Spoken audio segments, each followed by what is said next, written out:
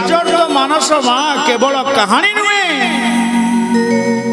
ରାବଣପୁରରେ ରାବଣ ଜାନକୀ ମାଙ୍କର ଛାଇ ମଧ୍ୟ ଛୁଇଁ ପାରିଲା ନାହିଁ।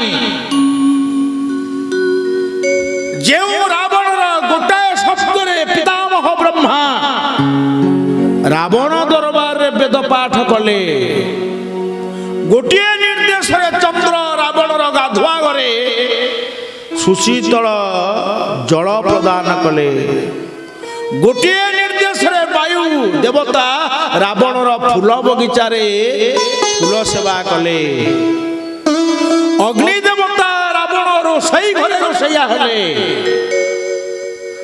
ମୋ ଭଗବାନ ଜାନକୀ ମାଙ୍କର କାହିଁକି କିଛି କରିପାରିଲା ନାହିଁ?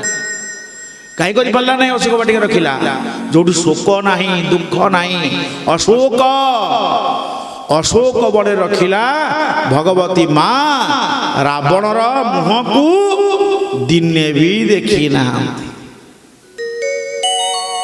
ତାକୁ ବୁଝନ୍ତୁ, ସୀତା ଠାକୁରାଣୀ ଯେତେବେଳେ ରାବଣ ସହିତ ରାବଣ ପ୍ରଶ୍ନର କୌଣସି ଉତ୍ତର ଦେବାକୁ ଚାହାନ୍ତି, ସେ ଅଶୋକ ବୃକ୍ଷର ଗୋଟାଏ ଶୁଖିଲା ପତ୍ର ପଡ଼ିଥାଏ, ସେ ପତ୍ରଟାକୁ ଏମିତି ଆଗରେ ଧରିକି ତଳକୁ ମୁହଁ କରି କଥା କୁହନ୍ତି, ନହେଲେ ସେ ପତ୍ରଟାକୁ ଡାକି ଟାଣି କହିବେ। ମଝିରେ ଗୋଟେ ପରଦା। ତେଣୁ ପ୍ରିୟ ସଜ୍ଜନ, ରାମଚରିତ ମାନସ ଉତ୍ତମ ପରିବାର ତିଆରି କରିବାରେ ବହୁତ ଉପାଦେୟ ଗ୍ରନ୍ଥ। ହନୁମାନଜୀ ମହାରାଜ କହିଲେ ପ୍ରଭୁ, ତେଣୁ ନିଜର ପଦକୁ ଚାହିଁଛନ୍ତି, ସେଇଟା କୁଲ ପଡ଼ିଛି। ନିଜ ପାଦ ଉପରେ ଯାହାର ଲକ୍ଷ୍ୟ ରହିଲା ସେ ତାଲା ପଡ଼ିଗଲା, ତା ପ୍ରତି କୌଣସି ବାଧା ବିଘ୍ନ ଆସେ ନାହିଁ। ଏବଂ ପ୍ରଭୁ ମୋ ମାଙ୍କର ପ୍ରାଣ ଯିବ କେମିତି? ମୋ ମା ଭଲରେ ଅଛନ୍ତି। ହନୁମାନଜୀଙ୍କର ଏହି ପ୍ରଶ୍ନର ଉତ୍ତରରେ ଭଗବାନ ରାମ କଣ କହିଲେ? ତୁମ ଭଳିଆ ମୋର ଉପକାରୀ ଆଉ ସଂସାରରେ କେହି ନାହିଁ। ଆହା, ତୋ ସମାନ ଉପକାରୀ ମୋର କେହି ନାହାନ୍ତି ହେ ହନୁମାନ। ଏତିକି କହି ପ୍ରଭୁ କଣ କଲେ? ସେମିତି ପାଦ ତଳେ ଆଣ୍ଠେଇଥିବା ହନୁମାନଜୀ ମହାରାଜ ଭଗବାନଙ୍କର ଦୁଇ ଆଜାନ ବାହୁ ଦ୍ୱାରା ଯେପର୍ଯ୍ୟନ୍ତ ପ୍ରଭୁ ନ ଉଠେଇଛନ୍ତି, ହନୁମାନଜୀ ଉଠୁନାହାନ୍ତି, ଆଣ୍ଠେଇକି ସବୁ କଥା କହୁଛନ୍ତି। ଭଗବାନ କହିଲେ, ହେ ହନୁମନ୍ତ, ତୁମ ଭଳିଆ ମୋର ଉପକାରୀ କେହି ନାହାନ୍ତି, ଉଠ। ବାର ବାର ପ୍ରଭୁ ଚହ ଉଠାवा, ପ୍ରେମ ମଗନ ତହି ଉଠବନ ଭାವ।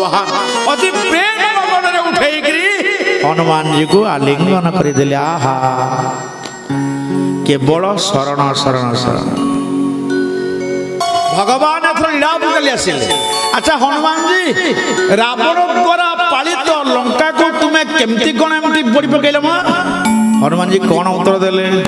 କହିଲେ, ପ୍ରଭୁ ଏଇଟା ମୁଁ ପୋଡ଼ି ନାହିଁ, ଏଥିରେ ହଉଛି ରାମଙ୍କର କୋପ। ରାମଙ୍କର କୋପ ହିଁ ନିଆଁ ଲଗେଇଲା। କେବଳ ସେତିକି ନୁହେଁ, ରାମ ଖାଲି କୋପ କଲେ ବି ସେ ନିଆଁ ଜଳିବନି, ସୀତାଙ୍କର ତପ ମିଶିଗଲା। ସୀତା ଯୋଉ ତପସ୍ୟା କରିଛନ୍ତି। ଏବଂ ତିନିରେ ମୋ ନିଜର ବାପା ଆସି ମିଶିଲା। କିଏ? ପବନ। 3 ନମ୍ବର ହେଲେ ମୋ ବାପା।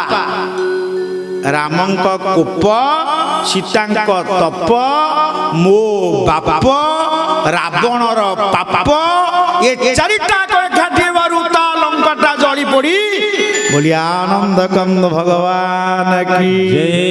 ଏଥିରେ ମୋର କିଛି ଟିକେ ମାତ୍ର କାମ ନାହିଁ। ପ୍ରଭୁ ଲଙ୍କା ମୁଁ କାହିଁ ପଡ଼ିବି?